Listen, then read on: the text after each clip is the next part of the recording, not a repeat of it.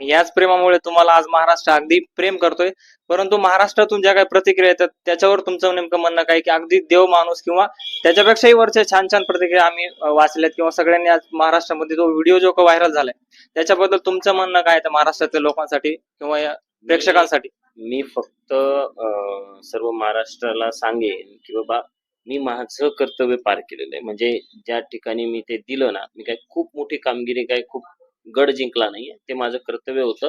त्या ठिकाणची तशी सिच्युएशन नाही होती. पण आजकाल असे लोक सुद्धा भेटत नाहीत, म्हणजे अशी माणसं जे की ज्वेलरीच्या दुकानात एखादा गरीब माणूस गेला तर त्याच्याकडे समजा वेगळ्या नजरेने बघण्याचा प्रयत्न सुद्धा ज्वेलरीचे मालक असे बोलत सुद्धा नाहीत, अशा प्रकारचे मालक सुद्धा असतात. त्याच्यामुळे आज महाराष्ट्रामधून एक प्रकारे कौतुकाचं वर्ष होतंय. त्याच्याबद्दल तुमचं नेमकं म्हणणं काय?